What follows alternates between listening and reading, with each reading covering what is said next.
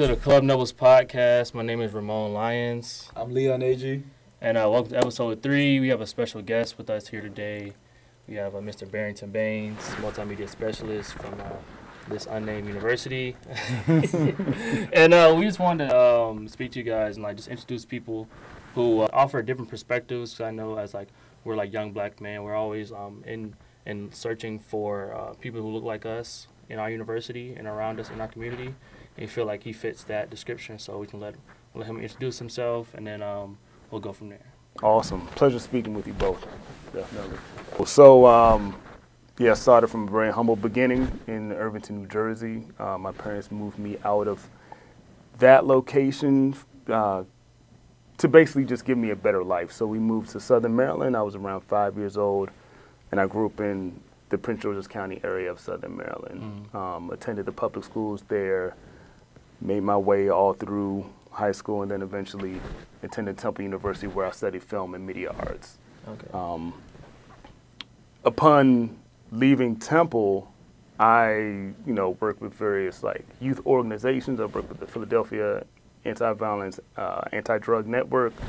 I taught at the high school and middle school level. There's a school called the Regional Institute for Children and Adolescents in Cheltenham, Maryland, and another school called the High Road School of Clinton. So always been involved with film and media arts. I've always been involved with working with kids and the youth. So with my teaching experience and my media experience, I was able to come here to Georgetown, where I'm teaching higher end video editing courses, working on different multimedia projects or what have you, and exposing the university to now AR and VR technology. Would you say growing up you were what type of community or environment around? Was all black?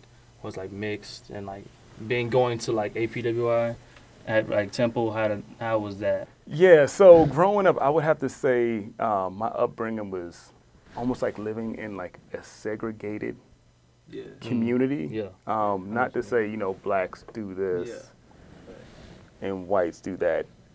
Growing up in Southern Maryland was totally different from growing up in New Jersey, where you had blacks, whites, Puerto Ricans, Eastern Indians, all different types of people from different types of backgrounds. When I moved to Southern Maryland, it was just black people and white people, basically. And the black community was a very, very strong and prideful community. So by the time I got to Temple, most of the people who, would run the student organizations or would just be in different types of leadership positions, a lot of times they were from Prince George's County. So even though we made up a very small percent, I think at the time we made it maybe 15 to 16% of the total school population, we were very affluential in some of the student-run organizations and things of that nature. Philadelphia is also a prideful city with a lot of culture. I learned a lot through being in an environment other than how I grew up in Prince George's County, because Philly is also a more diverse place to live. Yeah. But just within their city structure, there is also issues of segregation, in my opinion.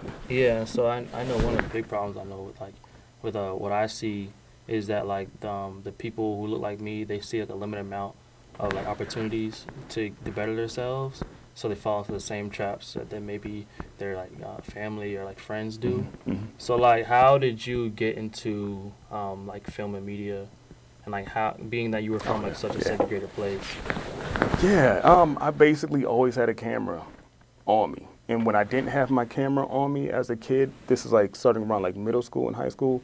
My friends would be like, hey, they just knew me to have a camera. Say, hey, go and get your camera and let's document certain things. So I would always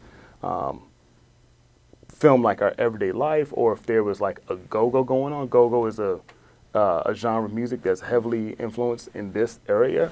So I would always have my devices on me to just capture what's going on. And when I was in high school, I was involved in TV production. So it's always been something that's been ingrained in me.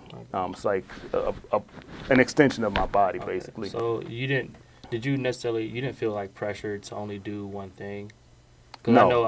I know coming from DC, from Florida, it's almost like you were looked at as maybe an outcast for, like, let's say you want to do film media, and it's not even so overt. It's like, all right, you play football, basketball. What do you play? Mm. It's almost like it's not even like suggested that we get into those things. So those always reserved for, like, the white kids or like the private schools, Mm-hmm. and it's not even like emphasized in like maybe like public schools. And you may be good at a football, but like you might not even know you have that talent because it's not presented to like people who look like us. Yeah. So that's what I was like how did you like nurture that, and like were you ever like ridicule or you're doing that? Never ridicule. Never. I came from a neighborhood that was a tough neighborhood. And it was interesting, like a lot of times when, you know, maybe my neighborhood had an issue with another neighborhood, and, you know, when things were about to actually happen, let's say a conflict was about to happen, you know, I had people to look out for me, say, Barrington, get in the house. You know what I mean? This doesn't involve you, you know? So it's been like, as far as like education is concerned, as far as like sports were concerned, I felt like a lot of people from the neighborhood were relying on me to make a difference. So when we had certain events at Temple, I would get the people from the neighborhood to come up to Philly. Somehow I was able to arrange hotel rooms for them, and I also got a go-go band to perform at one of the events. So, you know, the neighborhood, the community, they were definitely behind me, and they helped me become the person that I am now. And that also applied to, you know, not just education, but the sports. Like you can't lose and then come back to the neighborhood. Yeah. You know what I mean? So it's like they were with me even when we weren't physically with each other. I knew that we represented a certain thing, and that certain thing was, you know, not to have a loser mentality. Okay. If you're gonna do something, you're gonna do it like do well. So, you know, even though my neighborhood wasn't perfect, I appreciated everybody having my back. One thing I related to that you said about living in a segregated area, because in Mississippi, but mine is pretty much backward than yours. I moved from an area like that to a more diverse area. Just one thing I really haven't been able to grasp myself as a young man was which one pretty much shaped me the most, because it was a big transition moving there, and really like it was hard to find myself and like who I wanted to be, because I feel like I had to be someone else to be successful in an environment like that. So what would you say when you transitioned pretty much the opposite of what I did? What would you say was the biggest thing that drove like your success? I would say partly because of so many affluential black people that live in Prince George's County. Prince George's County is like the most affluent African American community in America. So you have these extremes. You have, you know, some areas within Prince George's County where the socioeconomic community isn't doing well, right? The same goes for certain communities in DC. But in the mix of those communities, you also have these, you know, affluent black people who you can look towards as examples, you know, doctors, lawyers, teachers, and what have you. So it was always a mix of different professions and levels of accomplishment. So I had the opportunity to see, you know, which road do I want to take. Of course, you know, coming up, I had many friends that chose the wrong direction, even though they may have, you know, come from a good background, but it's easy to be influenced. Like you have people who may, like you said, may ridicule you for doing well. Like, oh yeah, that's corny and this and that, you know. But it's important, I feel, for young men especially to utilize their discernment and to say, okay, which road do I want to take?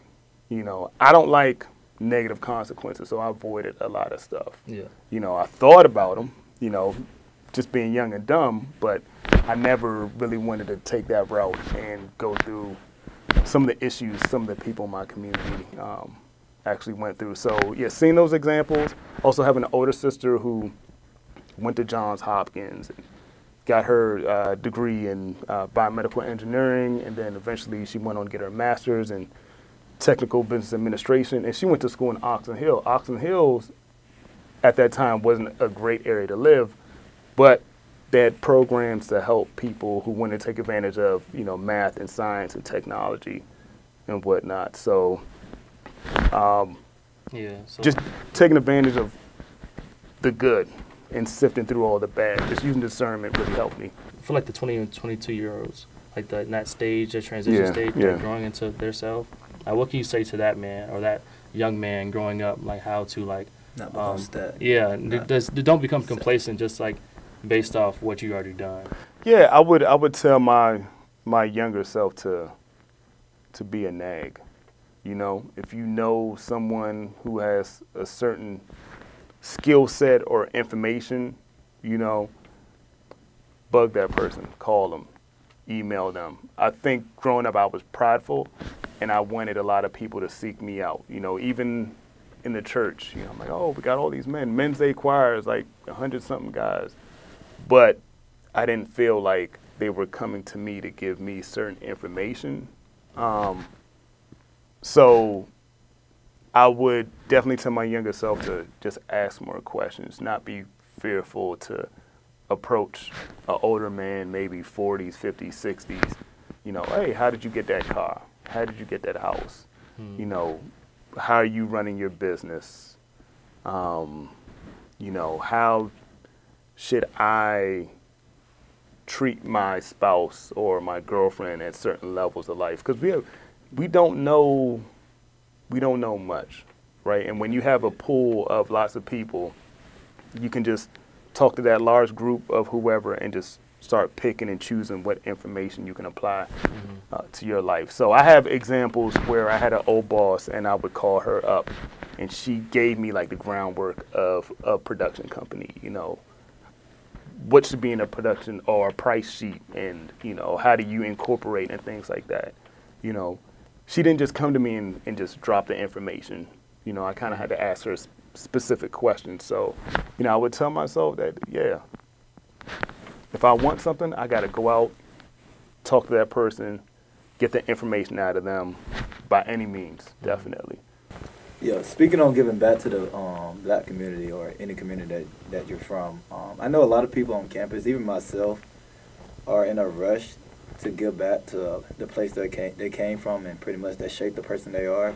But I feel like a lot of them are trying to do it in a way that justify them going back home. Because a lot of people come here for 4 years, they're like, I'm just ready to go back home. And I feel they're getting in a situation where they want to go back to being complacent and comfortable. But in their mind, they're saying, I'm doing a good thing. What advice will you have for people like myself, and for one, and for other people that are in the same place mindset? So basically, when people go back, I commend them for going back, definitely, because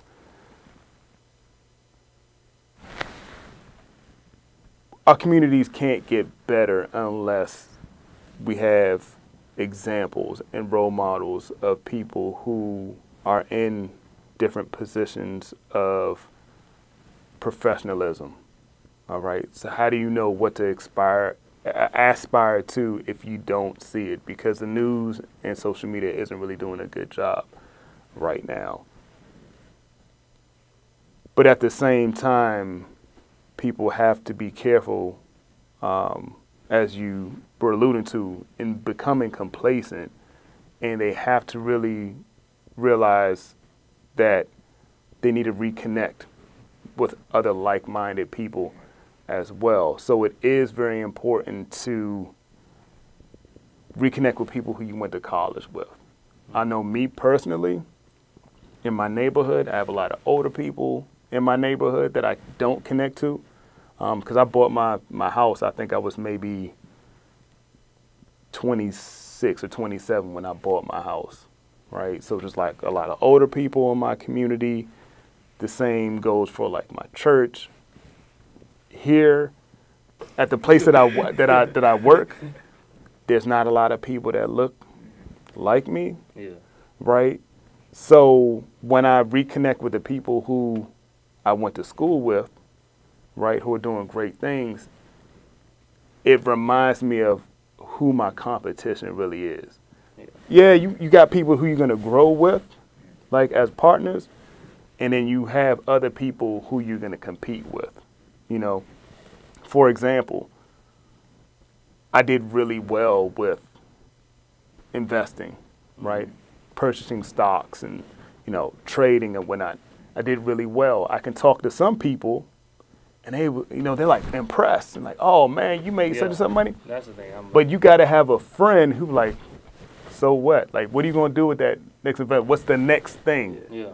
You know? So I feel like that's like an issue right now, especially like with people who look like us who are a lot of being like blessed to have opportunity to go to like a higher education place. They're looked at as like, wow, like to their friends back home, and people get like drunk on that like esteem, and they forget that like they should be doing, constantly building. Yeah. And so once they reach that certain like their like pedestal, they're being exalted by like the peers that they left back home.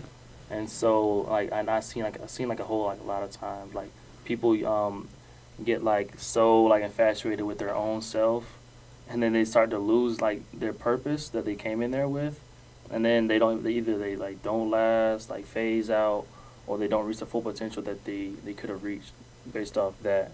And so that's why like with me like relationships are just like tend to fall off that, because I always had a perspective of that I'm not competing against like my high school or like friend group. I'm competing against everybody in the world, and so I always like have that perspective in mind. So when I see people like always like relatively like comparing each other, like you're not my competition. And at the end of the day, my competition is the one I'm looking at in the mirror. Yeah. But before, like after that, it's everybody else. Yeah. So that's why like I know progress is made, but like the acceleration at that could be greater if you knew what your competition was outside of that. And that's why I feel like a lot of people in our community, they get so trapped in that environment. They're like the big fish in a small pond. They're okay with that. But I want to be the big fish in the big pond too. And that's the whole thing with, you know, experience affecting perception. You know, like you look at some people as, okay, that's not my competition. My vision is more of like a global type of aspect, and that's respectable. You know, we all have different aspirations, and you know, I think after you were exposed to certain things, it's like, you know, what's seen cannot be unseen. It's like, dang, now I know if I don't reach this or attain this amount of accomplishments, I'm not going to be completely satisfied. So, you know, what I would recommend for you is like definitely, yeah, stay connected with people who are doing what you want to do or you can partner with and grow with. Because, yeah, sometimes when we go back to certain communities and see certain old friends, it could be family, some people we can't grow with, some people we can't help. But, you know, I wouldn't disown those communities completely, because when you come back, somebody somewhere is like watching you and they're going to aspire to what you've done. Do you ever just get the feeling that you were like the lucky one?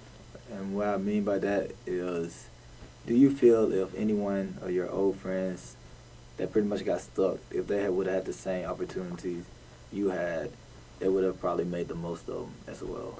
Definitely. I grew up with a lot of people who I felt were a lot smarter than I was, you know, science geniuses, math geniuses. They just didn't have the support system that I had. So it may be a matter of a broken home, or maybe they became a father way too young. I mean, there were situations like that where I look back and I'm like, oh, that person could have been the next big CEO, scientist, business person, or what have you. So, you know, I'm thankful. Every day I'm thankful, you know, for my parents who created an environment where you know, when we have dinner, we're not running around the house, sitting in front of TV, having dinner. No, we're sitting at a table every day. That was like one of the most important things of the day, to have dinner with each other. Saturdays, we're having breakfast with each other. A lot of people didn't have that structure. It seems minute, but little things like that. It's a small win, really. Yeah. So little things, they help build pride within oneself, and I think that's one of the most important things for people to have. Nowadays, we have a lot of people who feel pride in labels. You know, you have, especially like that's like even with like the pride thing. Like I think one of my classmates in one of my anthropology classes, he did a study on like young inner city black kids in DC, and like he found out like a lot of them said like during their like times like leisure and like playtime, like they were just like bored, and so like he attributed that to saying that boredom is completely it coincides with the lack of self-worth or the lack of like purpose. And so I can see that now, being that like you see it even like coming back to like the home, like you see like a lot of like empty souls, like dead souls. So it's like there's like wandering through life. And so I can like agree with him on that point, saying that a lot of us that they look like they don't see any opportunities for them, so they think success is for somebody else, and they see like it's like something that they can't attain themselves, and so they fall back into like their vices, and like they come to a state of like boredom, and so that's like a very masking term of the lack of like self-purpose amongst themselves. And so like coming off that, like I know you said you're like one of the lucky ones. I feel like I am too. And being that it is Black History Month, like do you feel like do you have anybody like either famous or not like black you can like look that you can say like was very influential in your life? Yeah, I would, you know, when I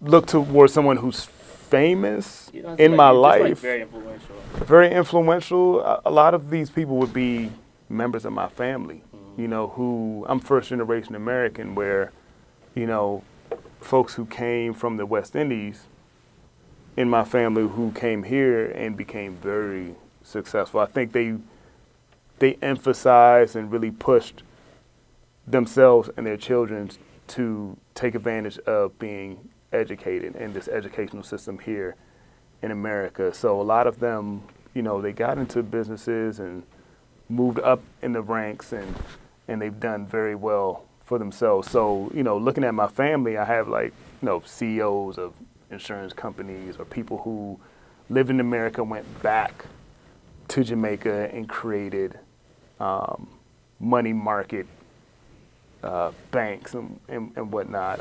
I have an aunt who became a professor at Howard University, and she was also an author and one of the leading nutritionists, you know, in the nation. So, you know, I look at my family, and I even look at my father, who, you know, you have certain people who assimilate to what they were surrounded by, then you have other people who just want to do the entire opposite. And my father was that type of person who came from a broken home, but reached a point where all he cared about was family and to be there consistently, you know, for his wife and for his children. So, you know, a lot of these people that I look up, they're immediately surrounded by me by just being blood in my family. So I just really like that you said family, because a lot of people try to go out and search for celebrities, try to search on people that they really don't have a relationship with and never seen like how they act on a day-to-day basis. Like you say something relationship goals. Like my most inspiration person is my mom, because she's a fighter. She just fights, and that's the one thing. I just know it's not the things. It's really about the journey for her. She continues to try new things. Like she's happy with her job, but she's trying to start her own business now. Like I just know she's going to continue to fight just to better herself until the good Lord calls her. Oh, yeah. That's just someone I feel a lot of people have people like that in their lives that they look over. They're just people who just do small things. Yeah. Because she pretty much made me the person I am today. So, Yeah. like, I'm one of her creations. I'm what she created. So, just like you said, family, I feel like that's something that people should pay more attention to. Yeah, that's what I feel like love is. I feel like love for me is like understanding the whole person. And so like that's like I don't feel like just looking at somebody's screen. Oh, I love what he does. Like you gotta love the bad things too, because with the good and the bad, that creates the whole person. So that's what love is for me, like unconditional type thing. And so I know you gotta leave, but I have one question. Like being that like you're on the other side of the fence, like you're in adulthood, have your own businesses, and like you're like a family man. Like what does being a man mean to you that you can like give to us, like the listeners, like because I feel like you are more that than we are, obviously. Like, what does being a man mean to you? Being a man to me basically means to give back. You know, like whatever information I have, I'm definitely willing to pass it on. There's certain things that I was upset about as a young man, of information I felt like my father didn't pass on to me. But, you know, I had to humble myself. Now that I have a son, I had to humble myself and realize, you know, he did the best that he could. And certain things that I wanted, I may not have received, but he did offer me other things.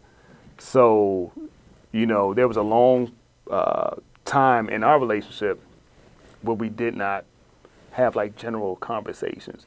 Whenever I was with my father, it was like, come here, I'm gonna teach you something. Or you're gonna learn something. It wasn't like this this happy-go-lucky. So when I hit maybe like 21, that's when we had more open conversations, because he felt like, okay, you handled your business. I had to be the stern person up until this point for you to accomplish, you know, earning a degree, something that he didn't do. Yeah, so being a man to me is definitely about giving back, realizing that you do have a social responsibility. You have a social responsibility to your community. I'm not in agreement of people not contributing something back to either where you came from, or if you see a problem, try to be a solution to that issue. I also believe that you just have to be aware and conscious and be careful not to feed into certain stereotypes, and also help others not to continuously promote negative stories about black people. We already have enough issues with the media doing that. Being that I've been living in this area, Southern Maryland, working in Northwest DC, there's certain things that I've learned about more affluent communities. You know, people litter in affluent communities probably just as much as some of the lower communities, but they have services to clean it up. Or, you know, there's certain things that I've noticed, and I've learned not to beat up and talk negatively about black people in general, because there are just certain resources that we don't have at this point. Yeah. So, you know, things appear to be worse than they are. And I think we do have a social responsibility of telling the correct story of what we're going through, understanding the history of why things are the way that they are. And for like young men like you two, always trying to be available to support and keep you guys going. I feel like you all know a lot, right? A lot of the answers are already in you. You just need like little tweaks here and there. There's certain things you just haven't gone through to gain certain information. So I think, you know, a lot of times you probably don't need old heads like just talking at you. You just need, just, you know, turn here, turn there, little advice here and there, and you guys will, you know, you'll be just fine, man. So I appreciate this opportunity. Whenever you all need any assistance or any information, feel free to call me up. I'm more than happy to be there for you both, definitely. Thank you. No problem. All right, no problem. So this concludes episode 3 of the Club Nevils podcast. My name is Ramon Lyons. I'm Leon AG. And this is Thank you.